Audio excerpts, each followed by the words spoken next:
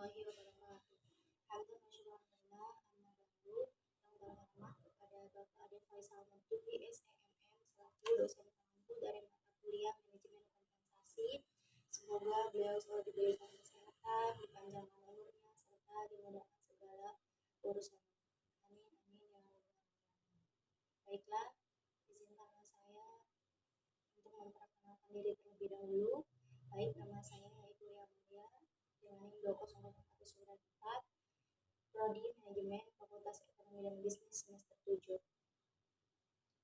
Di sini saya akan memaparkan presentasi singkat terkait materi-materi pada mata kuliah manajemen kompensasi. Dan video ini dibuat untuk memenuhi ujian tengah semester pada mata kuliah kompensasi.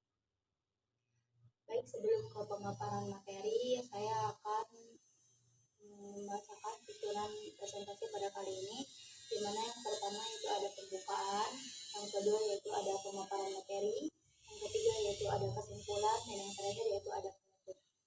Baik, untuk mempersingkat waktu, marilah kita buka presentasi kali ini dengan mengucapkan lafaz basmalah. Bismillahirrahmanirrahim. Susunan acara yang kedua yaitu pemaparan materi, di mana materi ini akan disampaikan oleh saya sendiri. Baik, untuk paparan materi yang pertama, saya akan sedikit memaparkan materi tentang pengertian manajemen, pengertian kompensasi, dan juga pengertian dari manajemen kompensasi. Yang pertama yaitu pengertian dari manajemen, di mana manajemen ini merupakan berasal dari kata to manage, yang berarti mengatur, mengurus, ataupun mengelola. Sedangkan salah satu tokoh mengemukakan ataupun memberikan pendapat tentang pengertian dari manajemen tersebut, yaitu Malayu SPH Sibuan, bahwasanya beliau berkata bahwa manajemen itu berasal dari bahasa Inggris, yaitu to manage, yang berarti mengatur.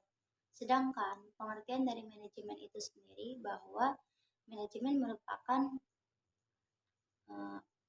suatu proses di mana seseorang itu dapat mengatur segala sesuatu yang dilakukan guna mencapai tujuan yang mereka inginkan. Selanjutnya yaitu tujuan dari adanya manajemen, di mana tujuan yang pertama yaitu satu, untuk memaksimalkan efektivitas dan efisiensi. Yang kedua yaitu untuk meminimalisir cost atau biaya yang harus dikeluarkan. Yang ketiga yaitu untuk memotivasi karyawan atau anggota organisasi yang secara positif. Yang keempat, untuk menentukan dan mencapai tujuan organisasi atau perusahaan. Yang kelima, untuk memastikan kualitas yang dihasilkan selalu bagus dan juga sesuai dengan harapan. Dan yang keenam, untuk mengembangkan kemampuan karyawan atau anggota organisasi sesuai bidangnya. Yang terakhir yaitu untuk memudahkan proses adaptasi terhadap terjadinya perubahan dalam berbagai bidang. Selanjutnya itu ada fungsi manajemen, di mana fungsi manajemen ini mencakup 4 fungsi. Yang pertama itu ada perencanaan, yang kedua itu ada pengorganisasian, yang ketiga ada pengarahan, dan yang terakhir yaitu ada pengawasan. Selanjutnya yaitu pengertian dari kompensasi, di mana kompensasi ini memiliki arti bahwa kompensasi itu adalah imbalan yang diberikan kepada karyawan sebagai bentuk penghargaan kepadanya karena telah membantu dalam pengembangan perusahaan. Jadi kompensasi itu merupakan istilah ketenagakerjaan yang memang sudah tidak asing lagi bagi seorang karyawan perusahaan. Biasanya pemimpin itu memberikan kompensasi ataupun imbalan karena adanya alasan tertentu. Contoh, si karyawan tersebut bisa mencapai target ataupun goals yang sudah ditentukan oleh perusahaan. Selanjutnya itu ada pengertian dari manajemen kompensasi, di mana manajemen kompensasi ini adalah proses pengembangan dan penerapan strategi, kebijakan, serta sistem kompensasi yang membantu organisasi untuk mencapai sasarannya dengan mendapatkan dan juga mempertahankan orang yang diperlukan dan dengan meningkatkan motivasi serta komitmen mereka. Nah, yang selanjutnya yaitu filosofi dari adanya manajemen kompensasi, Jadi filosofi manajemen kompensasi ini merupakan prinsip-prinsip yang memandu bagaimana sih perusahaan itu bisa memberikan kompensasi kepada karyawannya. Jadi kompensasi itu sendiri merupakan imbalan yang diberikan oleh perusahaan kepada karyawan. Nah, bisa dalam bentuk uang maupun dalam bentuk bukan uang. Filosofi manajemen kompensasi ini memuat segala hal tentang imbalan dari perusahaan, mulai dari gaji pokok, bonus, asuransi kesehatan dan ketenaga kerjaan, asuransi hari tua, dan juga jatah cuti. Selanjutnya saya akan memberikan sedikit paparan tentang kompensasi upah, keamanan, dan juga kesehatan. Jadi pengertian dari upah itu sendiri bahwa upah ini merupakan kesepakatan kedua belah pihak dan biasanya upah ini diberikan ketika pekerjaan itu selesai dan diterima hasilnya oleh sang pemberi kerja. Ada 3 faktor yang membedakan antara gaji dengan upah, di mana yang pertama itu ada satu faktor dari komponen penyusun. Jadi perbedaan yang pertama yang membedakan antara gaji dengan upah yaitu dari komponen penyusunnya. Jadi dalam gaji itu ada sejumlah komponen penyusun, yakni tunjangan yang sesuai dengan peraturan perundang-undangan seperti tunjangan kesehatan, transportasi, keluarga, dan juga lainnya. Sementara upah ini hanya mengacu pada komponen tunggal yang tidak mencakup tunjangan. Nominal upah yang diterima itu biasanya tidak tetap alias berubah-ubah yang sesuai dengan sistem perhitungan berdasarkan jam kerja, tingkat kehadiran, hingga jumlah pekerjaan yang sudah diselesaikan. Terus faktor yang membedakan antara gaji dengan upah yang kedua yaitu dari status karyawan. Jadi gaji itu diberikan kepada karyawan dengan status karyawan tetap ataupun kontrak dalam jangka ataupun waktu tertentu. Sementara upah ini hanya diberikan kepada karyawan yang tidak berstatus ataupun tidak terikat dengan perusahaan gitu. Jadi yang biasa disebut karyawan lepas seperti pekerja harian ataupun musiman. Perbedaan yang ketiga yaitu mengenai tentang waktu pembayaran. Jadi karyawan tetap ini di perusahaan itu umumnya menerima gaji sebulan sekali pada tanggal waktu tertentu sesuai dengan kesepakatan kerja. Namun ada juga yang dibayarkan dalam jangka panjang seperti triwulan ataupun 3 bulan, semester ataupun 6 bulan, dan bisa juga tahunan. Sedangkan karyawan atau buruh yang tidak terikat dengan perusahaan biasanya menerima upah harian, mingguan, atau bulanan sesuai dengan kesepakatan antara buruh dan pengguna jasa. Umumnya upah bakal diterima setelah pekerjaan selesai. Selanjutnya itu ada jenis-jenis upah. Jenis-jenis upah ini ada 4, di mana yang pertama upah berdasarkan waktu, yang kedua upah golongan, yang ketiga sistem co-partnership, dan yang keempat yaitu ada sistem bonus.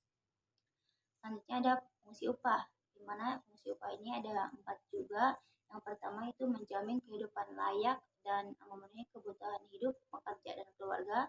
Yang kedua itu menarik pekerja baru untuk bekerja di perusahaan tertentu. Yang ketiga memotivasi pekerja dalam melakukan kewajibannya. Dan yang terakhir itu ada mempertahankan pekerja agar tidak pindah ke perusahaan lain. Definisi dari keselamatan dan juga kesehatan kerja. Jadi definisi dari keselamatan dan juga kesehatan kerja merupakan upaya perusahaan untuk menjamin keutuhan dan juga kesempurnaan jasmani dan rohani dari seorang karyawannya tersebut. Jadi keselamatan kerja ini bisa mengacu pada kondisi aman dari penderitaan atau sebab akibat cedera atau kerugian di tempat kerja.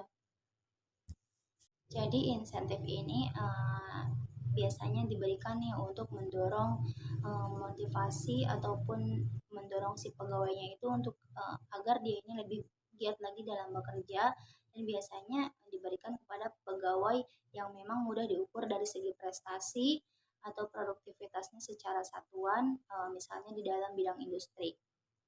Selanjutnya itu ada tujuan dari insentif, di mana tujuan dari insentif ini menurut Tehani Handoko bahwa tujuannya itu untuk meningkatkan motivasi karyawan dalam berupaya mencapai tujuan-tujuan organisasi dengan menawarkan perangsang finansial yang melebihi upah dan gaji dasar. Nah, di sini ada juga tentang jenis-jenis insentif, di mana insentif ini memiliki 3 jenis. Yang pertama itu ada financial incentive, yang kedua yaitu ada non-financial incentive, dan yang ketiga itu ada social incentive. Jadi yang pertama itu ada financial incentive. Jadi bentuk dari financial incentive ini yaitu bonus, komisi, dan juga pembayaran yang ditangguhkan, misalnya itu pensiun. Terus yang kedua itu ada non-financial incentive, di mana non-financial incentive ini diberikan dalam bentuk seperti hiburan, pendidikan, latihan, dan juga penghargaan berupa pujian ataupun pengakuan atas hasil kerja yang baik gitu. Jadi terjaminnya tempat kerja, terjaminnya komunikasi yang baik antara atasan dan juga bawahan. Yang ketiga itu ada social incentive. Jadi sosial ini merupakan cenderungnya pada keadaan ataupun sikap dari para rekan-rekan kerjanya itu. Terus yang terakhir itu ada sistem upah insentif, di mana sistem upah dari insentif ini ada 3 golongan. Yang pertama itu sistem upah insentif untuk karyawan produksi, yang kedua itu sistem upah insentif untuk karyawan bukan produksi, dan yang ketiga itu sistem upah insentif untuk seluruh karyawan.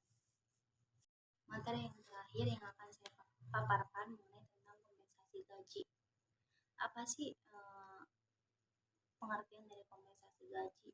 Jadi kompensasi gaji ini merupakan hal yang sangat penting dalam menjaga kepuasan karyawan di suatu perusahaan.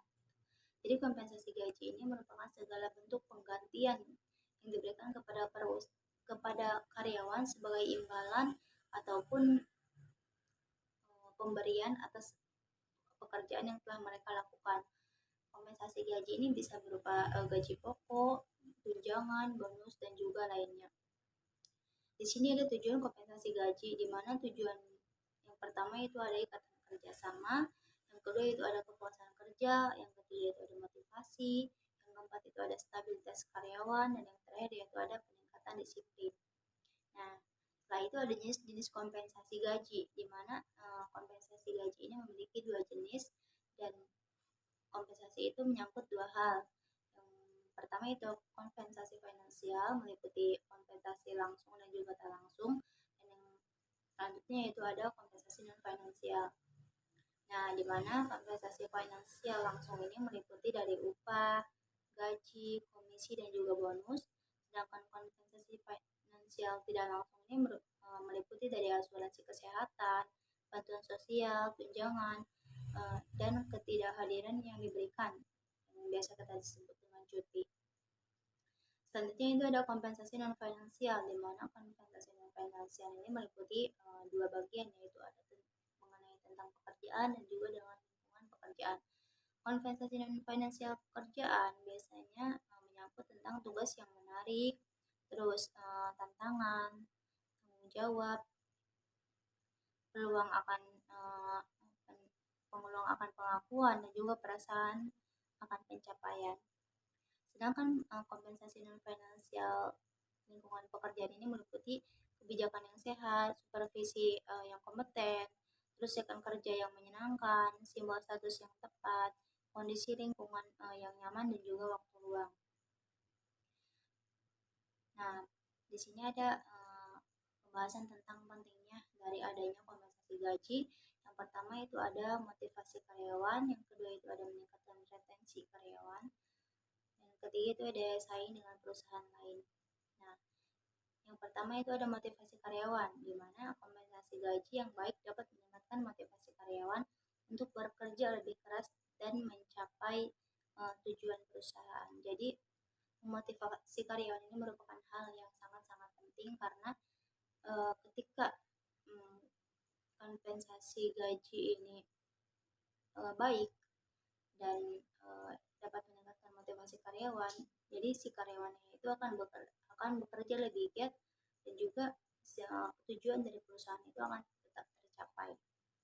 Yang kedua itu ada meningkatkan retensi karyawan. Karyawan yang merasa bahwa mereka dibayar dengan adil cenderung bertahan lebih lama di perusahaan dan tidak mencari pekerjaan lain. Nah, di sini ketika sebuah perusahaan itu menerapkan adanya sistem keadilan, maka si karyawan tersebut itu akan merasa nyaman, sehingga si karyawannya ini tidak akan mencari-cari pekerjaan lagi karena memang dia sudah ada di tempat yang nyaman, yang memang lingkungannya itu menerapkan adanya dari sistem keadilan gitu.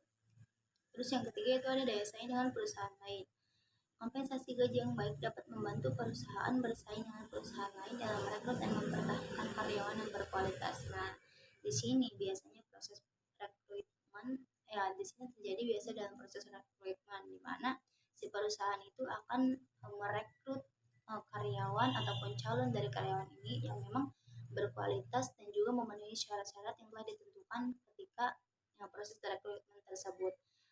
Dan ketika si perusahaan itu memiliki ataupun menarik karyawan-karyawan yang berprestasi, maka si perusahaannya ini akan meningkat, maka citra dari produk dari si perusahaannya ini akan meningkat dan juga mereka ini akan bisa dijadikan untuk ataupun bisa bersaing nih dengan perusahaan lain. Nah, yang selanjutnya itu ada metode kompensasi gaji, di mana metodenya ini ada 4, yaitu gaji tetap, gaji variabel, tunjangan, dan juga bonus. Di mana gaji tetap ini merupakan gaji yang diberikan kepada karyawan setiap bulan dengan jumlah yang telah ditentukan ataupun jumlah yang tetap. Yang kedua itu ada gaji variabel, di mana gaji variabel ini merupakan gaji yang diberikan kepada karyawan berdasarkan dari pencapaian target ataupun kinerja yang telah ditetapkan. Terus yang selanjutnya ada tunjangan. Nah, tunjangan ini merupakan pemberian uang ataupun fasilitas yang diberikan kepada karyawan sebagai tambahan dari gaji yang mereka terima. Yang terakhir itu ada bonus. Jadi bonus ini merupakan pemberian uang ataupun hadiah kepada karyawan sebagai penghargaan atas pencapaian target ataupun kinerja yang si karyawan itu kerjakan dengan baik. Nah, materi selanjutnya itu tentang kepuasan kerja. Nah, di mana telah disinggung dalam materi-materi sebelumnya bahwa pemberian kompensasi ini akan berdampak bagi adanya kepuasan kerja bagi si karyawannya itu tersebut. Ketika perusahaannya ini memberikan kompensasi secara memadai ini kepada karyawan akan menimbulkan kepuasan kerja bagi karyawan yang bersangkutan. Tapi sebaliknya, ketika perusahaan itu tidak bisa memberikan kompensasi secara tidak memadai, maka kepuasan kerja dari diri seseorang karyawan itu sulit untuk diwujudkan gitu. Selanjutnya itu ada strategi meningkatkan kepuasan karyawan, di mana yang pertama itu ada fleksibilitas kerja, yang kedua itu ada peningkatan keterlibatan karyawan, dan yang ketiga itu ada pemberian reward dan pengakuan. Yang pertama itu ada fleksibilitas kerja, di mana memberikan fleksibilitas kerja seperti jam kerja lebih fleksibel, kerja dari rumah, dan juga cuti yang lebih banyak bisa memberikan ataupun meningkatkan kepuasan dari si karyawannya tersebut. Terus yang kedua itu ada peningkatan keterlibatan karyawan. Nah, ketika dilakukan ataupun diadakannya pertemuan di dalam suatu perusahaan tersebut, terus si karyawannya ini diberikan ruang untuk memberikan gagasan-gagasan mereka terkait dengan bagaimana perusahaan kedepannya ini dan juga seperti apa gitu agar perusahaannya ini meningkat dan si karyawannya ini bisa memberikan gagasannya itu, dan juga dia merasa terlibat di dalam suatu perusahaan tersebut, sehingga kepuasan dari si karyawannya itu meningkat gitu. Terus yang selanjutnya ada pemberian reward dan pengakuan. Memberikan reward dan pengakuan kepada karyawan yang berkinerja baik atau mencapai target dapat memberikan motivasi dan meningkatkan kepuasan karyawan. Ya, ketika si karyawannya ini bisa mencapai goals ataupun target yang telah ditetapkan oleh suatu perusahaan, maka dan juga si karyawannya itu diberikan atau mendapat reward nih dari perusahaan yang memang seimbang dengan apa yang dia kerjakan gitu. Dan juga si karyawannya itu pasti akan memiliki rasa puas nih, rasa kepuasan yang ada di dalam dirinya gitu. Selanjutnya yaitu pembahasan mengenai benchmarking dan juga evaluasi pekerjaan. Jadi apa sih yang dimaksud dengan benchmarking itu? Jadi benchmarking ini tuh bisa dikatakan sebagai tolak ukur ataupun patokan kita untuk menilai ataupun membandingkan sesuatu. Nah, jadi secara umum benchmarking adalah diartikan sebagai suatu standar yang mana dimanfaatkan sebagai pembanding antara satu hal dengan hal lainnya yang memang itu sejenis. Jadi dengan adanya patokan ini, maka berbagai hal ini dapat diukur dengan standar baku yang umum. Jadi sementara itu dalam ilmu manajemen, jadi benchmarking ini disebut sebagai upaya mengukur kebijakan perusahaan meliputi produk, program, strategi, dan hal lainnya dengan cara membandingkannya dengan kompetitor perusahaan tersebut. Jadi hal ini tuh bisa dilakukan supaya mendapat informasi seputar apa saja nih yang diperbaiki guna meningkatkan performa dari suatu perusahaan. Selanjutnya ada manfaat-manfaat dari benchmarking, di mana manfaatnya ini terbagi menjadi 3 kelompok.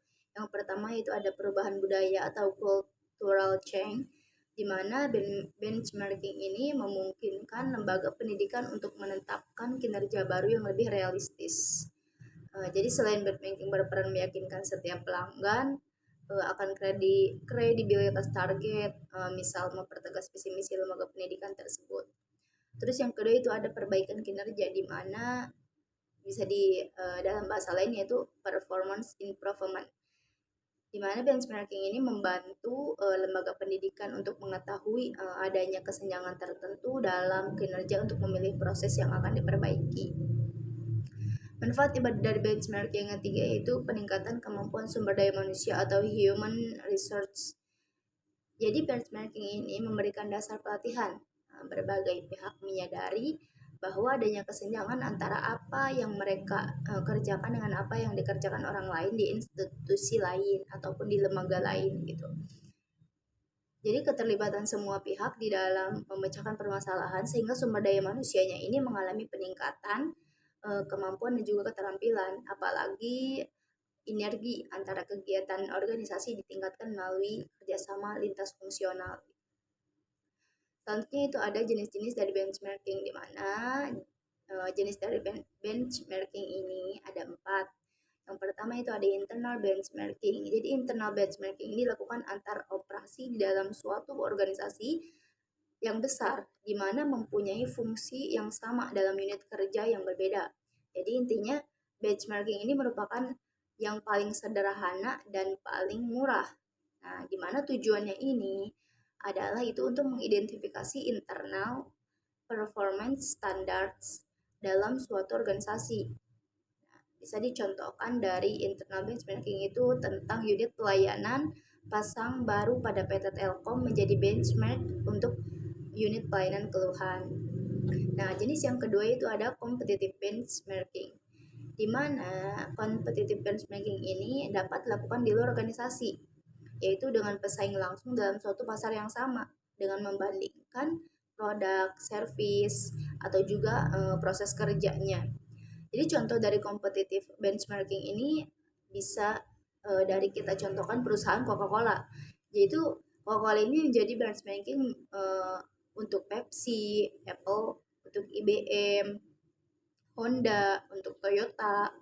Jadi, di mana tujuan dari competitive benchmarking ini itu membandingkan nih perusahaan-perusahaan di dalam suatu pasar agar dapat menemukan cara untuk melawan si pesaing tersebut. Nah, untuk jenis yang ketiga itu ada industri benchmarking atau functional benchmarking, di mana industri dari benchmarking ataupun fungsional benchmarking ini dapat dilakukan dalam suatu industri yang memiliki produk yang sama, tetapi bukan merupakan pesaing langsung gitu. Jadi karena berada pada pasar yang berbeda, biasanya industri benchmarking ini dilakukan dengan memimpin dalam suatu industri, misalnya dengan melakukan transfer teknologi atau antar dua perusahaan yang mempunyai karakteristik pasar yang sama. Contoh dari industri dari benchmarking ini yaitu seperti sebuah perusahaan sebuah perusahaan pembuat motor melakukan benchmark terhadap perusahaan pembuat mobil. PT Telkom melakukan benchmark terhadap perusahaan telepon di Australia atau Jepang. Selanjutnya itu ada generic benchmarking atau proses benchmarking. Generic benchmarking ini dilakukan itu untuk mencari suatu proses terbaik, di mana objek benchmarking ini tidak harus berada dalam suatu proses atau satu industri.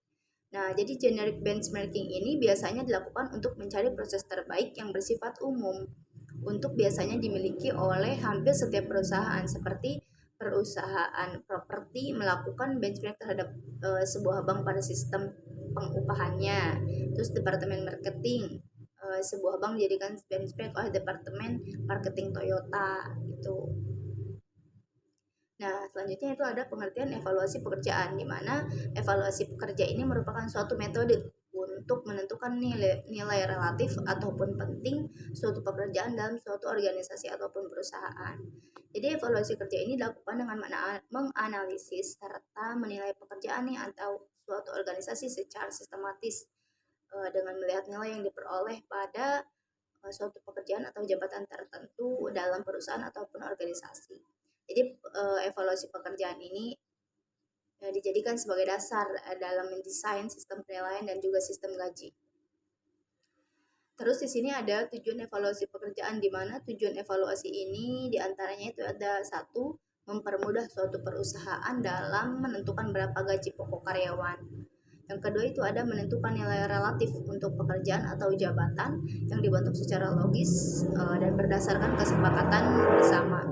Yang ketiga yaitu ada menentukan berapa gaji pokok yang sesuai untuk karyawan yang mendapat promosi jabatan, transfer jabatan maupun demosi. Terus yang keempat ini ada mempermudah memberikan keputusan bagi karyawan yang belum mendapatkan posisi dalam sebuah organisasi maupun perusahaan. Kelima, membantu perencanaan sumber daya manusia. Keenam, menciptakan konsistensi dalam sistem penggajian yang tepat dan juga adil. Dan yang terakhir itu ada memperjelas hubungan internal antara pekerjaan atau jabatan dalam suatu organisasi atau perusahaan. Nah, dari evaluasi pekerjaan juga ada sebuah metode yang digunakan dalam mengevaluasi sebuah pekerjaan, di mana metode-metodenya ini yang pertama itu ada metode pemeringkatan. Jadi opsi peringkat adalah metode klasifikasi pekerjaan yang mengevaluasi pekerjaan berdasarkan hubungan tugas satu sama lain berdasarkan nilai. Jadi ada beberapa aspek dari metode pemeringkatan, evaluasi pekerjaan dan pilihan analisis pekerjaan dasar. Nah, jadi mereka ini mengalami kerugian, di mana kerugian dari metode pemeringkatan itu tidak memperhatikan dengan tingkat kompensasi di pasar yang ada, dan juga metode pemeringkatan ini tidak akan berhasil untuk organisasi besar kecuali pekerjaan ini dikategorikan ke dalam kelompok pekerjaan, misalnya tingkat profesional. Namun ini tuh bisa lebih baik diterapkan pada entitas yang lebih kecil. Nah, yang kedua itu ada metode klasifikasi ataupun penilaian. Jadi metode ini tuh merupakan penilaian kerja yang memang mendorong pengelompokan ini untuk menurut karakteristik pekerjaan umum. Jadi pengelompokan ini itu dilakukan dengan mempertimbangkan klasifikasi kelas yang telah ditetapkan, sehingga mencerminkan tingkat keterampilan dan tanggung jawab individu dalam menangani tugas. Jadi metode klasifikasi ini mudah dan juga tidak membuang waktu ataupun simple gitu kan. Jadi metode klasifikasi ini mudah dan tidak membuang waktu, namun dari sistem ini itu kemungkinan besar akan menaikkan peringkat pekerjaan karena memang beberapa dari mereka ini didorong ke tingkat yang lebih tinggi dari yang seharusnya gitu. Jadi metode klasifikasi ataupun penilaian ini juga memiliki kerugian, di mana yang pertama itu ada ini membandingkan dan mengklasifikasikan pekerjaan individu dalam kelompok pekerjaan dengan karakteristik yang telah ditentukan. Terus yang kedua itu ada pendekatan one size fit, mendorong beberapa tugas ke dalam tingkat pekerjaan yang memang tidak sesuai gitu. Jadi pendekatan ini itu menghadirkan tantangan yang signifikan karena organisasi itu beragam. Nah, dan yang ketiga itu ada metode titik faktor, di mana metode ini merupakan metode evaluasi ini memilih semua faktor yang memang untuk mengevaluasi pekerjaan gitu. Jadi faktor menambah kelayakan suatu posisi pekerjaan, klasifikasi faktor pekerjaan ada dalam kelompok. Jadi metode titik faktor ini menurut keterampilan, tanggung jawab, dan juga usaha gitu. Jadi elemen-elemen tersebut ini kemudian diberi nilai poin atau numerik, atau juga bisa kita sebut dengan tertimbang gitu. Jadi poin faktor individu ini dikonsolidasikan untuk mendapatkan nilai spesifik untuk tugas atau pekerjaan yang lengkap. Jadi metode ini pun mempunyai titik kelemahan ataupun kerugian, di mana itu yang pertama, jadi metode ini tidak menggambarkan nilai pekerjaan di pasar yang ada. Terus yang kedua itu ada metode ini merupakan untuk merumuskan hierarki. Jadi meskipun tidak memiliki komponen, tapi mereka ini bersifat eksternal gitu. Terus yang keempat itu ada metode perbandingan faktor. Jadi metode perbandingan faktor ini merupakan evaluasi pekerjaan yang memungkinkan identifikasi faktor pekerjaan dalam 5 kelompok utama dengan mempertimbangkan keahlian, dorongan pribadi, tanggung jawab, dan juga kondisi kerja. Berbeda nih dengan memberikan nilai poin, setiap faktor dinilai sebagai nilai dolar.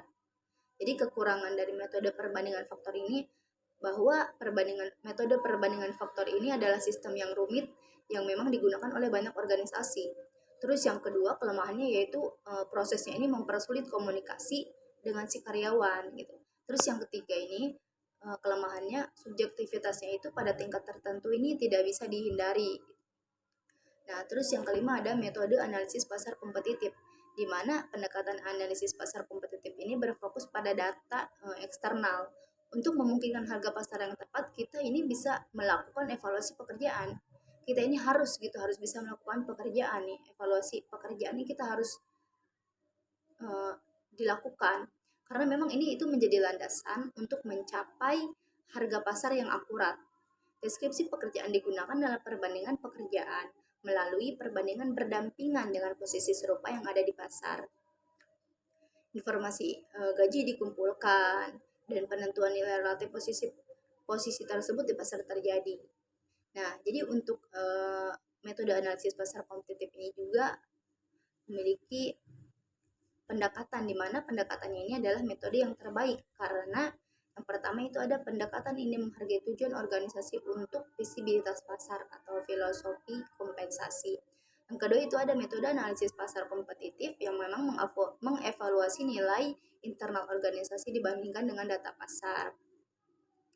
Nah, jadi bisa disimpulkan terkait dengan materi tadi tentang benchmarking dan juga evaluasi pekerjaan. Jadi kesimpulannya itu benchmarking ini sebagai strategi untuk membandingkan kinerja, memainkan peran kunci di dalam mengidentifikasi kekuatan dan juga kelemahan dari sebuah bisnis ataupun sebuah perusahaan. Dengan berbagai jenis seperti internal dan generic benchmarking, perusahaan ini dapat menyesuaikan pendekatan dengan kebutuhan mereka. Sementara evaluasi dari pekerjaan ini menjadi krusial dalam manajemen sumber daya manusia, membantu dalam penentuan gaji, nilai relatif pekerjaan, dan juga keputusan HR lainnya. Integrasi strategi benchmarking dan juga evaluasi pekerjaan ini menjadi esensial untuk membangun sistem manajemen yang efisien dan memberikan insentif kepada karyawan yang berprestasi dengan pemahaman mendalam terhadap konsep-konsep ini dan juga partisipasi karyawan sebagai kunci dari keberhasilan suatu perusahaan. Selanjutnya ada materi mengenai tentang kompensasi dan juga kepuasan kerja. Dimana telah diulas pada materi-materi sebelumnya bahwa kompensasi ini merupakan penghasilan yang diberikan oleh perseroan kepada pegawai nih dalam bentuk uang ataupun kurun waktu bulanan ataupun bisa dikasih dalam kurun waktu tahunan. Jadi kompensasi ini itu merupakan imbalan ataupun balas jasa nih yang diberikan oleh perusahaan kepada tenaga kerja sebagai akibat dari prestasi yang telah diberikannya dalam rangka mencapai tujuan dari perusahaan. Jadi kompensasi ini meliputi imbalan finansial dan jasa tidak produce serta tunjangan yang diterima oleh karyawan sebagai bagian dari hubungan kepegawaian yang terdiri dari kompensasi finansial langsung atau direct financial dan kompensasi tidak langsung atau indirect compensation. selanjutnya itu ada tujuan dari kompensasi, di mana tujuan dari pemberian kompensasi ini memang umumnya itu sebagai alat pemeliharaan dan juga motivasi agar karyawan ini tetap memberikan komitmennya kepada perusahaan. Jadi bisa dijelaskan bahwa tujuan kompensasi ini diantaranya itu ada satu, menghargai prestasi kerja dengan memberikan kompensasi yang memadai adalah suatu penghargaan organisasi terhadap prestasi kerja dari para karyawan. Jadi selanjutnya jadi pemberian kompensasi ini itu bisa mendorong perilaku ataupun kinerja dari karyawan sesuai dengan mereka yang diinginkan oleh mereka dan juga yang diinginkan oleh perusahaan, misalnya dari produktivitas yang tinggi. Terus tujuan yang kedua yaitu menjamin keadilan. Dengan adanya sistem kompensasi yang baik akan menjamin terjadinya keadilan di antara karyawan dalam organisasi. Jadi masing-masing karyawan ini akan memperoleh kompensasi yang sesuai dengan tugas, fungsi, jabatan ataupun prestasi kerja. Yang ketiga itu ada aspek kompensasi, di mana kompensasi ini dibagi menjadi dua aspek. Antaranya itu kompensasi langsung dan juga kompensasi tidak langsung. Yang pertama itu ada kompensasi langsung. Jadi kompensasi langsung ini memiliki arti bahwa kompensasinya itu yang diberikan secara langsung, yang berhubungan dengan hasil kerja karyawan yang memang bersangkutan seperti gaji, upah ataupun insentif. Sedangkan kompensasi tidak langsung ini merupakan kompensasi tambahan nih yang memang diberikan berdasarkan kebijakan dari sebuah perusahaan tersebut terhadap si karyawannya ini dalam usaha meningkatkan kesejahteraan para karyawannya itu. Terus aspek yang kedua itu kompensasi tidak langsung ini juga disebut sebagai kompensasi pelengkap, karena kompensasi tidak langsung ini diberikan kepada karyawan untuk melengkapi kompensasi yang diberikan oleh sebuah perusahaan. Dengan alasan misalnya biaya hidup semakin besar, menuntut banyak sumber pendapatan dari karyawan, dan juga perlu diberikan kompensasi pelengkap sebagai fasilitas kesehatan, tunjangan, transportasi, ataupun program lain untuk yang dilakukan untuk karyawan sendiri atau dengan keluarganya seperti rekreasi. Yang keempat itu ada indikator dari kompensasi. Jadi indikator dari kompensasi ini yang pertama itu upah dan gaji. Jadi upah ini berhubungan dengan tarif per jam. Upah ini merupakan basis pembayaran nih yang memang kerap kali digunakan untuk pekerja produksi dan juga pemeliharaan. Sedangkan gaji itu merupakan memang umumnya gaji itu berlaku untuk tarif pembayaran mingguan, bulanan dan juga bisa jadi tahunan gitu. Jadi yang kedua itu ada insentif. Nah, insentif ini itu adalah tambahan dari kompensasi di atas atau di luar gaji ataupun upah yang mereka terima gitu, yang mana diberikan itu oleh suatu organisasi atau perusahaan tersebut. Terus yang ketiga itu ada tunjangan. Nah, tunjangan ini merupakan asuransi kesehatan dan juga jiwa. Jadi, bisa jadi liburan kita ini ditanggung oleh perusahaan, program pensiun, dan juga tunjangan lain yang memang berkaitan dengan hubungan dari kepegawaiannya ini gitu. Terus yang keempat itu ada fasilitas. Yang keempat yaitu ada fasilitas, di mana fasilitas ini merupakan sarana dan juga prasarana yang memang dipersiapkan perusahaan untuk karyawan dan juga untuk menunjang kelancaran dari si karyawannya ini di dalam bekerja, seperti ruangan yang nyaman, lahan parkir yang luas dan juga masih banyak lagi. Nah, selanjutnya itu ada jenis-jenis dari kompensasi, di mana jenis-jenis kompensasi ini ada dua, kompensasi finansial ataupun langsung data langsung, serta kompensasi non finansial. Itu pertama itu ada kompensasi finansial yang secara langsung ya. Jadi kompensasi finansial secara langsung itu meliputi dari upah, gaji, dan insentif. Ini termasuk dalam pengelompokan kompensasi finansial secara langsung, karena karyawan ini secara langsung memperoleh imbalannya di dalam bentuk uang gitu. Terus ada kompensasi finansial tidak langsung, di mana kompensasi finansial tidak langsung ini merupakan program kesejahteraan sosial seperti asuransi kesehatan, program pensiun, fasilitas kantor, ataupun berbagai bentuk cuti seperti cuti hari raya dan cuti tahunan, merupakan kompensasi finansial tidak langsung yang memang diterima oleh si karyawan tersebut. Nah, selanjutnya itu ada kompensasi non finansial, di mana secara sederhana, jadi kompensasi kompensasi non finansial ini sama sekali tidak ada kaitannya dengan dana yang harus dikeluarkan perusahaan gitu, tetapi lebih cenderung ke dalam ranah psikologis, terutama dengan kepuasan pekerjaan, budaya perusahaan, tugas pekerjaan hingga suasana kerja termasuk ke dalam kompensasi non finansial. Jadi kompensasi non finansial ini menjadi senjata utama untuk mendorong produktivitas karyawan saat kita bekerja gitu. Nah, selanjutnya itu ada kepuasan kerja. Nah, pengertian dari kepuasan kerja. Jadi kepuasan kerja ini merupakan tingkat perasaan senang seseorang sebagai penilaian positif terhadap pekerjaan dan di lingkungan tempat pekerjaannya, di mana definisi tersebut itu dikemukakan oleh Wibowo pada tahun 2015. Berbeda dengan pengertian kepuasan kerja menurut Davis dalam Mangkunegara pada tahun 2017, bahwa kepuasan kerja ini merupakan perasaan-perasaan yang memang menyongkong atau tidak menyongkong dalam diri pegawai di dalam bekerja gitu. Terus ada kemudian menurut Usman tahun 2011 bahwa kepuasan kerja ini merupakan terpenuhinya seluruh kebutuhan pekerja dalam melaksanakan tugasnya waktu tertentu. Selanjutnya itu ada faktor-faktor kepuasan kerja. Jadi faktor-faktor yang memang mempengaruhi kepuasan kerja diantaranya itu pekerjaan itu sendiri atau work itself. Jadi setiap pekerjaan ini memerlukan suatu keterampilan tertentu sesuai dengan budayanya masing-masing gitu, ataupun bidangnya masing-masing. Dua itu atasan atau supervision. Jadi atasan ini baik berarti mau menghargai pekerjaan bawahannya, baik bagi bawahan, atasan bisa dianggap sebagai figur ayah, bisa disebut sebagai figur ibu ataupun teman, dan juga sekaligus atasannya gitu. Terus yang ketiga itu ada teman sekerja atau workers. Jadi teman sekerja ini merupakan faktor yang memang berhubungan dengan hubungan antara pegawai dengan atasannya dan juga dengan pegawai lain. Nah, baik yang sama maupun yang berbeda jenis pekerjaannya.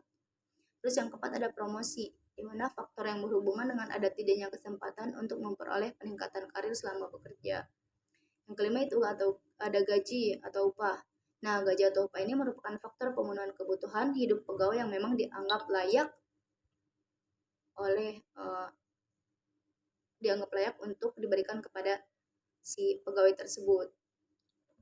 Nah, selanjutnya itu ada ciri-ciri dari karyawan yang memang memiliki kepuasan kerja tinggi.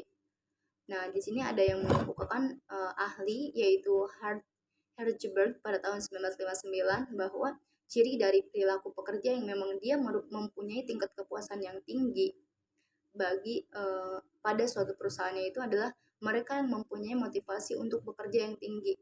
Mereka lebih senang dalam melakukan pekerjaannya, sedangkan ciri dari pekerja yang kurang puas adalah mereka yang malas berangkat ke tempat bekerja dan juga malas dengan pekerjaannya gitu. Jadi beberapa ciri-ciri dari karyawan ini yang memiliki memang kepuasan kerja yang tinggi itu menurut Munandar, Syahbani dan juga Utun pada tahun 2004. Nah, ciri-cirinya itu ada yang pertama adanya kepercayaan bahwa organisasi ini akan memuaskan dalam jangka waktu yang lama gitu. Terus yang kedua ini ada memperhatikan kualitas kerjanya. Yang ketiga itu ada lebih mempunyai komitmen organisasi, dan yang terakhir itu ada lebih produktif. Nah, kesimpulan dari materi tentang kepuasan kerja dan evaluasi kerja ini tadi, bahwa kompensasi ini adalah penghasilan yang memang diberikan oleh perusahaan kepada pegawai dalam bentuk uang untuk kurun waktu bulanan ataupun bisa tahunan juga. Jadi kompensasi ini itu merupakan salah satu imbalan ataupun balas jasa dari si perusahaan ini kepada tenaga kerja mereka sebagai akibat dari prestasi yang telah si karyawan itu berikan, prestasi yang telah diberikan oleh si karyawan untuk mencapai tujuan dari perusahaan tersebut. Jadi memang tujuan dari pemberian kompensasi ini pada umumnya itu sebagai pemeliharaan dan juga motivasi agar si karyawannya ini tetap memberikan komitmen yang baik terhadap perusahaan. Nah, jadi kepuasan kerja ataupun kepuasan karyawan ini adalah ukuran dari tingkat kepuasan pekerjaan dengan jenis pekerjaan mereka yang memang berkaitan dengan sifat-sifat dari tugas pekerjaannya gitu. Jadi hasil kerja yang dicapai, bentuk pengawasan yang diperoleh maupun rasa lega dan perasaan suka terhadap pekerjaan yang ditekuninya. Namun aspek-aspek yang terhadap kepuasan kerja ini secara mental menantang. ganjaran yang pantas. Jadi kondisi kerja yang memang mendukung, rekan kerja yang mendukung kesesuaian kepribadian dengan pekerjaan. Selanjutnya mengenai tentang kompensasi finansial, kompensasi non finansial, dan juga variable pay. Jadi kompensasi finansial ini merupakan kompensasi yang memang berupa nominal uang yang biasa ada pada komponen gaji, mulai dari gaji bulanan, tunjangan tetap dan juga tidak tetap, uang lembur, asuransi, jaminan hari tua, uang pensiun, dan juga lain sebagainya. Jadi wajarnya kompensasi finansial ini diberikan secara rutin sebagai harga yang memang harus dibayar perusahaan atas kerja dari si karyawan tersebut. Jika digali lebih dalam, jadi kompensasi finansial ini dapat dibagi menjadi dua, yakni finansial langsung dan juga tidak langsung.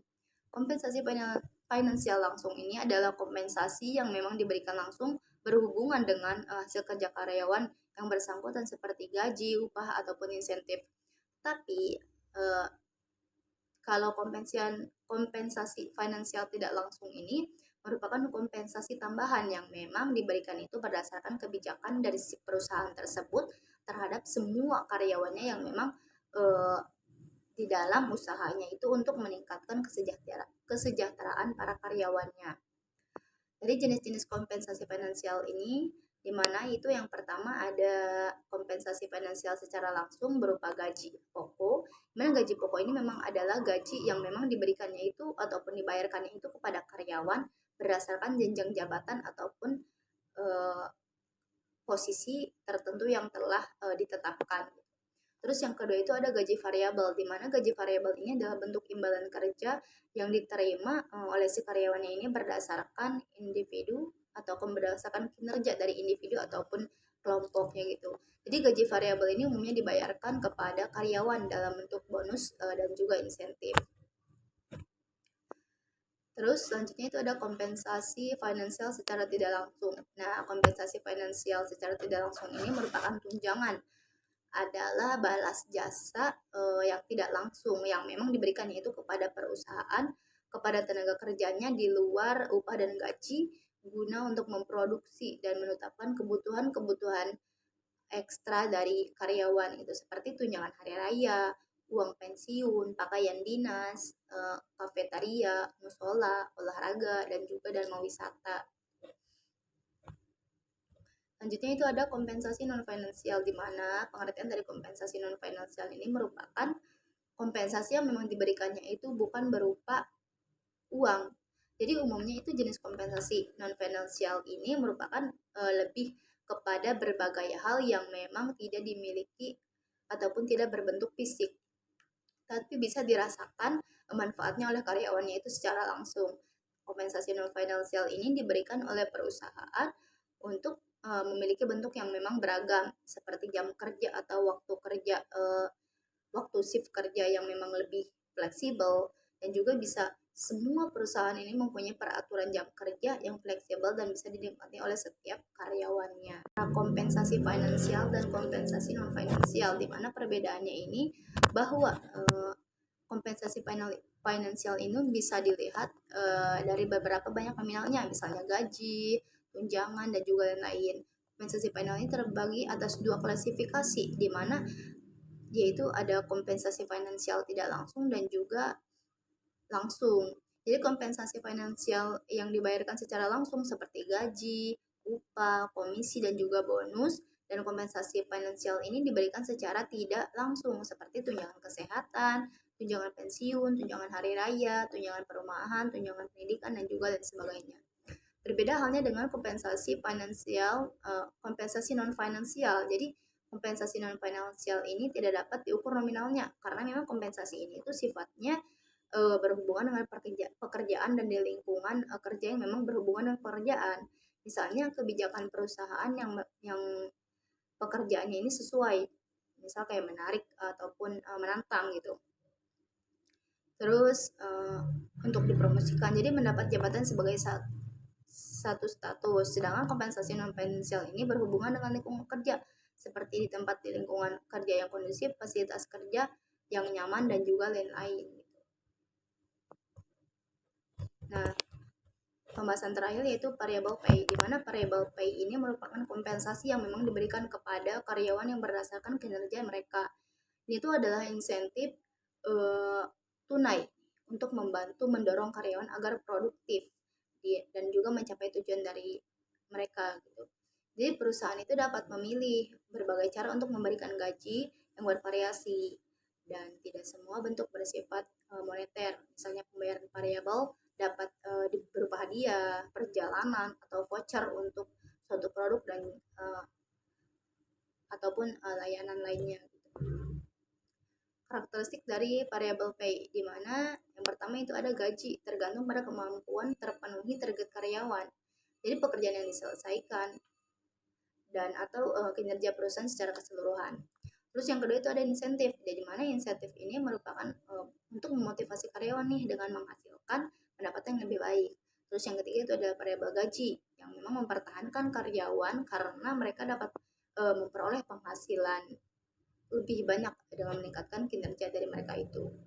Nah, di sini ada jenis-jenis variable pay, di mana jenis-jenisnya itu ada satu berbasis kinerja bonus.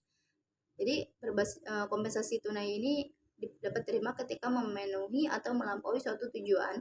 Seringkali pemberi kerja ini memberikannya itu bonus kerja yang lebih tinggi berdasarkan dari skala di mana karyawan tersebut melampaui target gitu.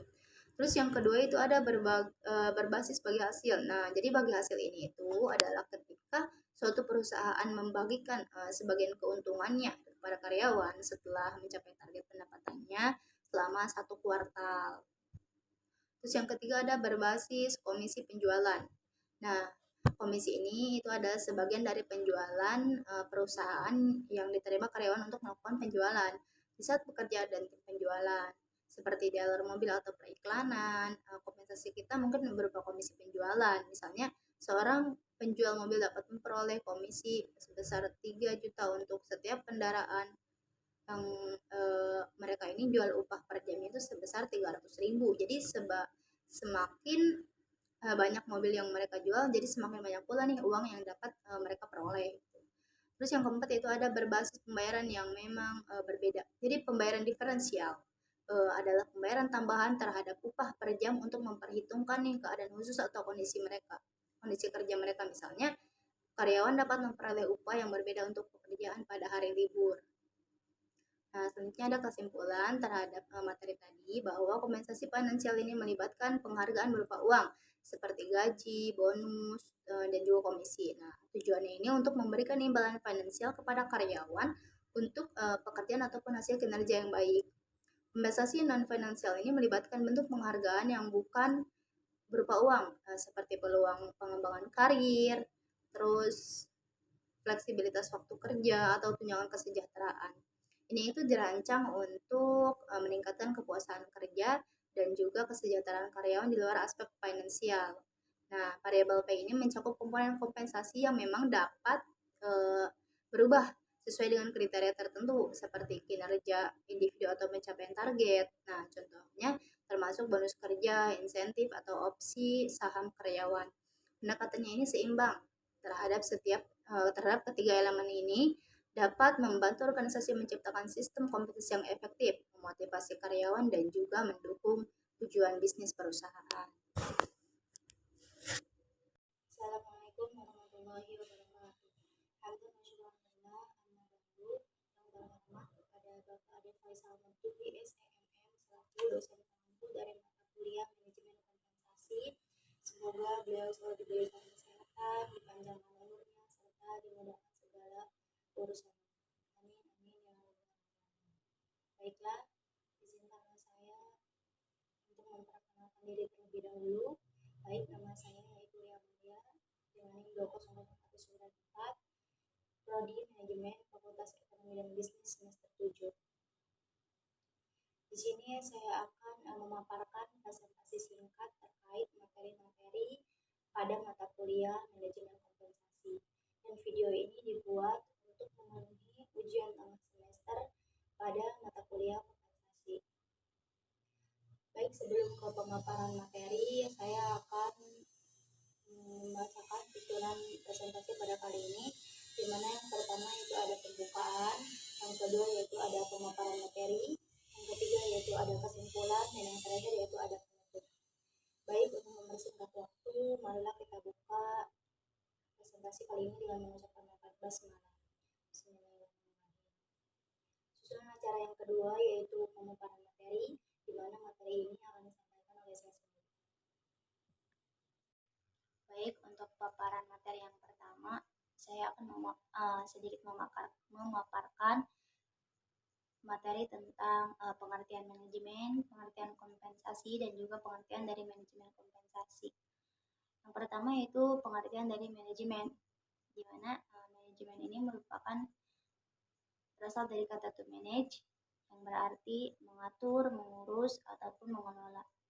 Sedangkan salah satu tokoh mengemukakan ataupun memberikan pendapat tentang pengertian dari manajemen tersebut, yaitu Malayu SPH Sibuan, bahwasanya beliau berkata bahwa manajemen itu berasal dari bahasa Inggris, yaitu to manage, yang berarti mengatur. Sedangkan pengertian dari manajemen itu sendiri bahwa manajemen merupakan suatu proses di mana seseorang itu dapat mengatur segala sesuatu yang dilakukan guna mencapai tujuan yang mereka inginkan. Selanjutnya yaitu tujuan dari adanya manajemen, di mana tujuan yang pertama yaitu satu, untuk memaksimalkan efektivitas dan efisiensi. Yang kedua yaitu untuk meminimalisir cost atau biaya yang harus dikeluarkan. Yang ketiga yaitu untuk memotivasi karyawan atau anggota organisasi yang secara positif. Yang keempat, untuk menentukan dan mencapai tujuan organisasi atau perusahaan. Yang kelima, untuk memastikan kualitas yang dihasilkan selalu bagus dan juga sesuai dengan harapan. Dan yang keenam, untuk mengembangkan kemampuan karyawan atau anggota organisasi sesuai bidangnya. Yang terakhir yaitu untuk memudahkan proses adaptasi terhadap terjadinya perubahan dalam berbagai bidang. Selanjutnya itu ada fungsi manajemen, di mana fungsi manajemen ini mencakup 4 fungsi. Yang pertama itu ada perencanaan, yang kedua itu ada pengorganisasian, yang ketiga ada pengarahan, dan yang terakhir yaitu ada pengawasan. Selanjutnya yaitu pengertian dari kompensasi, di mana kompensasi ini memiliki arti bahwa kompensasi itu adalah imbalan yang diberikan kepada karyawan sebagai bentuk penghargaan kepadanya karena telah membantu dalam pengembangan perusahaan. Jadi kompensasi itu merupakan istilah ketenagakerjaan yang memang sudah tidak asing lagi bagi seorang karyawan perusahaan. Biasanya pemimpin itu memberikan kompensasi ataupun imbalan karena adanya alasan tertentu. Contoh, si karyawan tersebut bisa mencapai target ataupun goals yang sudah ditentukan oleh perusahaan. Selanjutnya itu ada pengertian dari manajemen kompensasi, di mana manajemen kompensasi ini adalah proses pengembangan dan penerapan strategi, kebijakan, serta sistem kompensasi yang membantu organisasi untuk mencapai sasarannya dengan mendapatkan dan juga mempertahankan orang yang diperlukan dan dengan meningkatkan motivasi serta komitmen mereka. Nah, yang selanjutnya yaitu filosofi dari adanya manajemen kompensasi. Jadi filosofi manajemen kompensasi ini merupakan prinsip-prinsip yang memandu bagaimana sih perusahaan itu bisa memberikan kompensasi kepada karyawannya. Jadi kompensasi ini sendiri merupakan imbalan yang diberikan oleh perusahaan kepada karyawan. Nah, bisa dalam bentuk uang maupun dalam bentuk bukan uang. Filosofi manajemen kompensasi ini memuat segala hal tentang imbalan dari perusahaan, mulai dari gaji pokok, bonus, asuransi kesehatan dan ketenagakerjaan, asuransi hari tua, dan juga jatah cuti. Selanjutnya saya akan memberikan sedikit paparan tentang kompensasi upah, keamanan, dan juga kesehatan.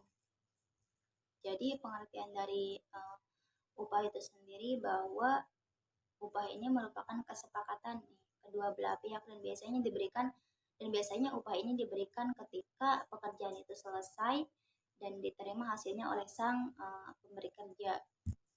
Ada 3 faktor yang membedakan antara gaji dengan upah, di mana yang pertama itu ada satu faktor dari komponen penyusun. Jadi perbedaan yang pertama eh, yang membedakan antara gaji dengan upah yaitu dari komponen penyusunnya. Jadi dalam gaji itu ada sejumlah komponen penyusun, yakni tunjangan yang sesuai dengan peraturan perundang-undangan seperti tunjangan kesehatan, transportasi, keluarga, dan juga lainnya. Sementara upah ini hanya mengacu pada komponen tunggal yang tidak mencakup tunjangan. Nominal upah yang diterima itu biasanya tidak tetap alias berubah-ubah yang sesuai dengan sistem perhitungan berdasarkan jam kerja, tingkat kehadiran, hingga jumlah pekerjaan yang sudah diselesaikan. Terus faktor yang membedakan antara gaji dengan upah yang kedua yaitu dari status karyawan. Jadi gaji itu diberikan kepada karyawan dengan status karyawan tetap ataupun kontrak dalam jangka ataupun waktu tertentu. Sementara upah ini hanya diberikan kepada karyawan yang tidak berstatus ataupun tidak terikat dengan perusahaan gitu. Jadi yang biasa disebut karyawan lepas seperti pekerja harian ataupun musiman. Perbedaan yang ketiga yaitu mengenai tentang waktu pembayaran. Jadi karyawan tetap ini di perusahaan itu umumnya menerima gaji sebulan sekali pada tanggal waktu tertentu sesuai dengan kesepakatan kerja. Namun ada juga yang dibayarkan dalam jangka panjang seperti triwulan ataupun 3 bulan, semester ataupun 6 bulan, dan bisa juga tahunan.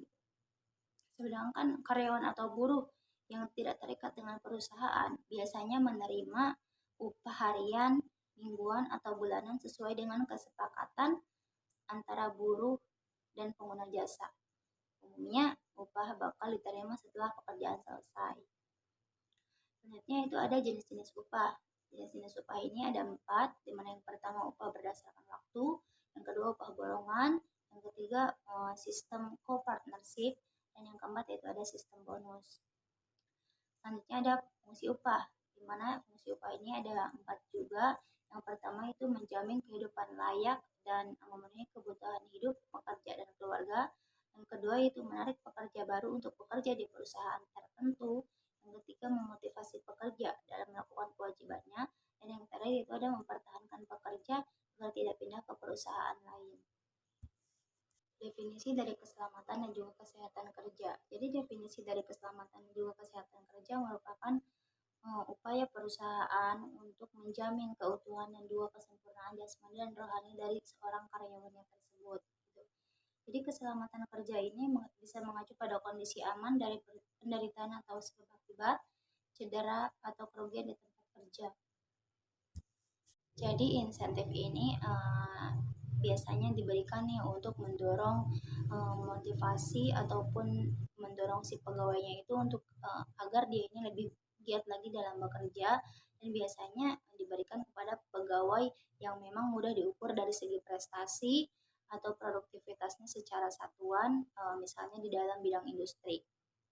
Selanjutnya itu ada tujuan dari insentif, di mana tujuan dari insentif ini menurut Tehani Handoko bahwa tujuannya itu untuk meningkatkan motivasi karyawan dalam berupaya mencapai tujuan-tujuan organisasi dengan menawarkan perangsang finansial yang melebihi upah dan gaji dasar. Nah, di sini ada juga tentang jenis-jenis insentif, di mana insentif ini memiliki 3 jenis. Yang pertama itu ada financial incentive, yang kedua yaitu ada non-financial incentive, dan yang ketiga itu ada social incentive. Jadi yang pertama itu ada financial incentive. Jadi bentuk dari financial incentive ini yaitu bonus, komisi, dan juga pembayaran yang ditangguhkan, misalnya itu pensiun. Terus yang kedua itu ada non-financial incentive, di mana non-financial incentive ini diberikan dalam bentuk seperti hiburan, pendidikan, latihan, dan juga penghargaan berupa pujian ataupun pengakuan atas hasil kerja yang baik gitu. Jadi terjaminnya tempat kerja, terjaminnya komunikasi yang baik antara atasan dan juga bawahan. Yang ketiga itu ada social incentive. Jadi sosial ini merupakan cenderungnya pada keadaan ataupun sikap dari para rekan-rekan kerjanya itu. Terus yang terakhir itu ada sistem upah insentif, di mana sistem upah dari insentif ini ada 3 golongan. Yang pertama itu sistem upah insentif untuk karyawan produksi, yang kedua itu sistem upah insentif untuk karyawan bukan produksi, dan yang ketiga itu sistem upah insentif untuk seluruh karyawan.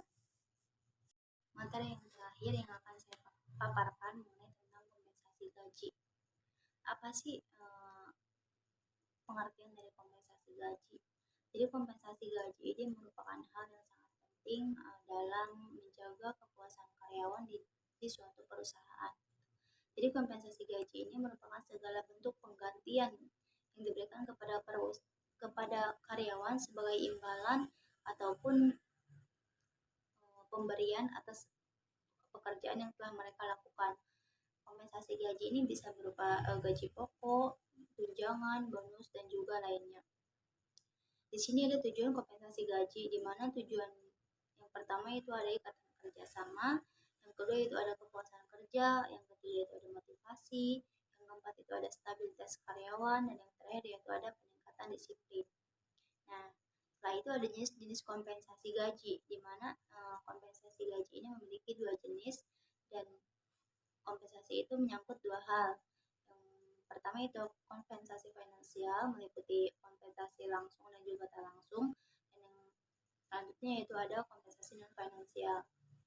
Nah, di mana kompensasi finansial langsung ini meliputi dari upah, gaji, komisi, dan juga bonus, sedangkan kompensasi finansial tidak langsung ini meliputi dari asuransi kesehatan, bantuan sosial, tunjangan, dan ketidakhadiran yang diberikan, yang biasa kita sebut dengan cuti.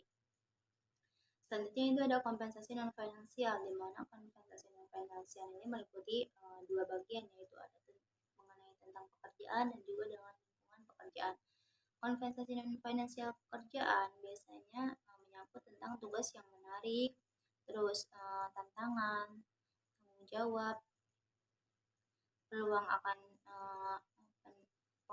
pengakuan dan juga perasaan akan pencapaian.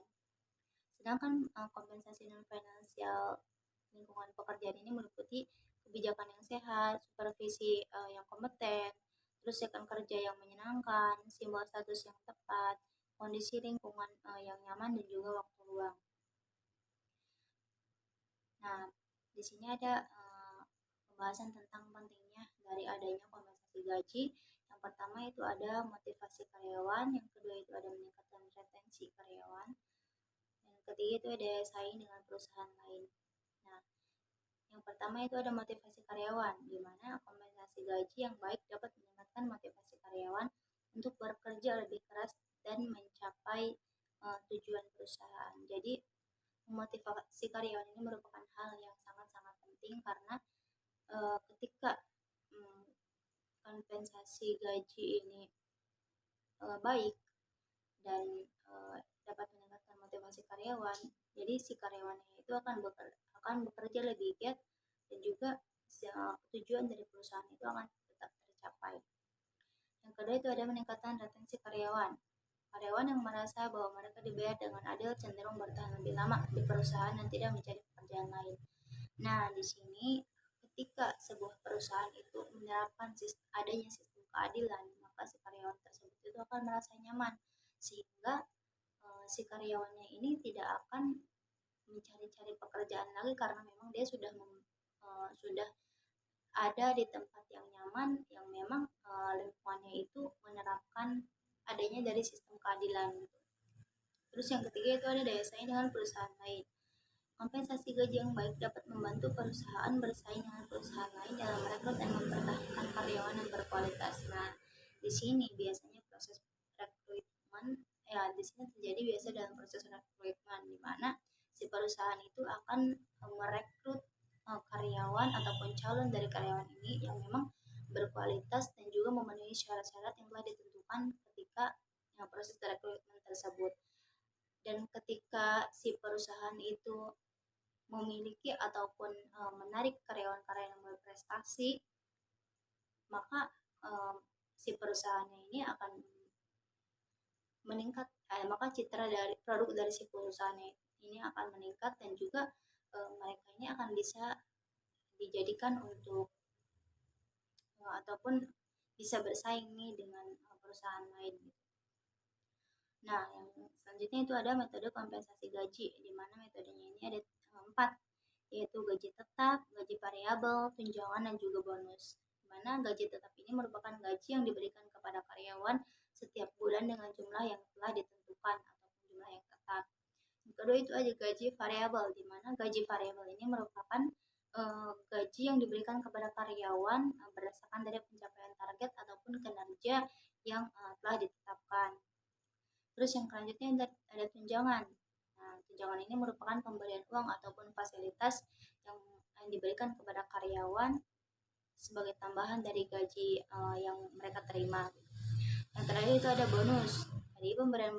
Jadi bonus ini merupakan pemberian uang ataupun hadiah kepada karyawan sebagai penghargaan atas pencapaian target ataupun kinerja yang si karyawan itu kerjakan dengan baik. Nah, materi selanjutnya itu tentang kepuasan kerja. Nah, di mana telah disinggung dalam materi-materi sebelumnya bahwa pemberian kompensasi ini akan berdampak bagi adanya kepuasan kerja bagi si karyawannya itu tersebut. Ketika perusahaannya ini memberikan kompensasi secara memadai ini kepada karyawan akan menimbulkan kepuasan kerja bagi karyawan yang bersangkutan. Tapi sebaliknya, ketika perusahaan itu tidak bisa memberikan kompensasi secara tidak memadai, maka kepuasan kerja dari diri seseorang karyawan itu sulit untuk diwujudkan gitu. Selanjutnya itu ada strategi meningkatkan kepuasan karyawan, di mana yang pertama itu ada fleksibilitas kerja, yang kedua itu ada peningkatan keterlibatan karyawan, dan yang ketiga itu ada pemberian reward dan pengakuan. Yang pertama itu ada fleksibilitas kerja, di mana memberikan fleksibilitas kerja seperti jam kerja lebih fleksibel, kerja dari rumah, dan juga cuti yang lebih banyak bisa memberikan ataupun meningkatkan kepuasan dari si karyawannya tersebut. Terus yang kedua itu ada peningkatan keterlibatan karyawan.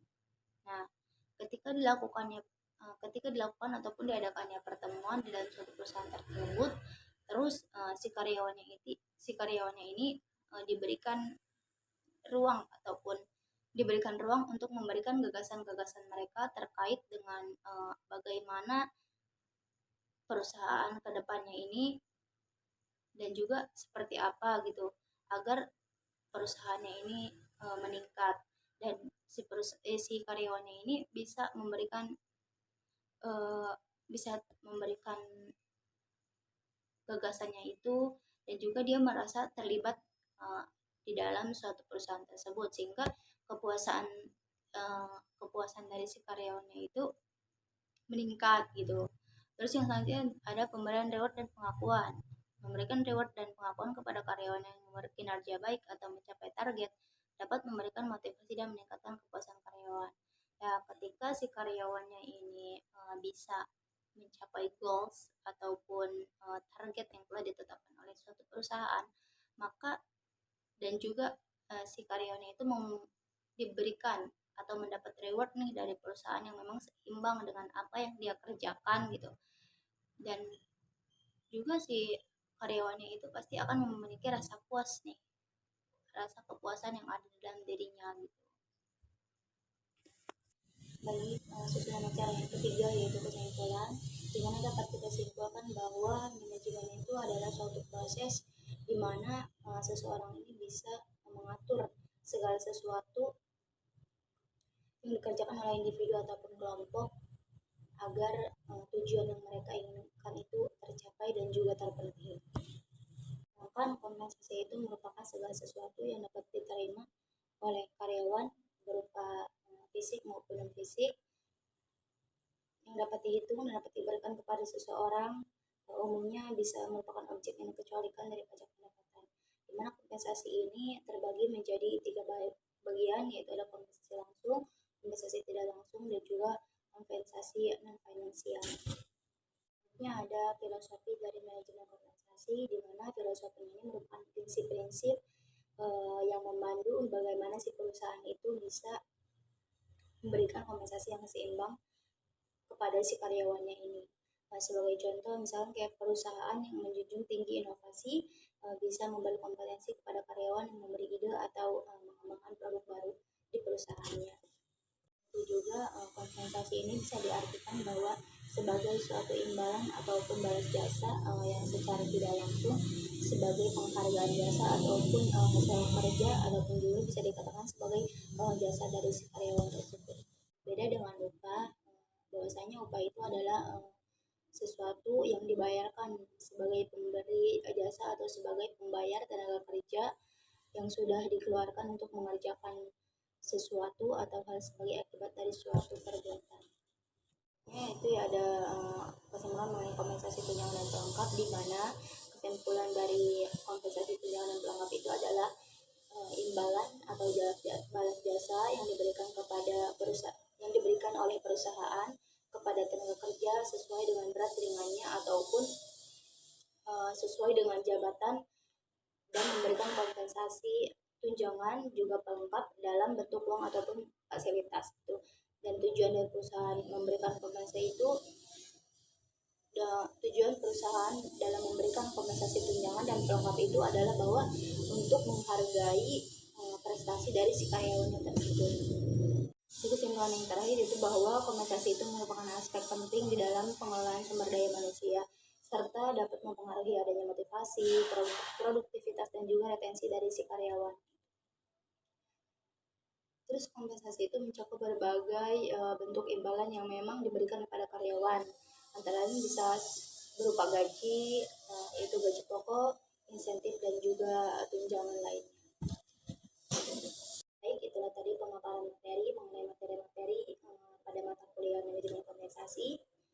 Susunan acara yang selanjutnya yaitu penutup. Marilah kita tutup presentasi kali ini dengan mengucapkan alhamdulillah. Alhamdulillahirrahmanirrahim. Mohon maaf apabila dalam penyampaian materi tersebut banyak kekurangan dan juga salah-salah kata. Wallahul muwaffiq ila aqwamit thoriq. Wassalamualaikum warahmatullahi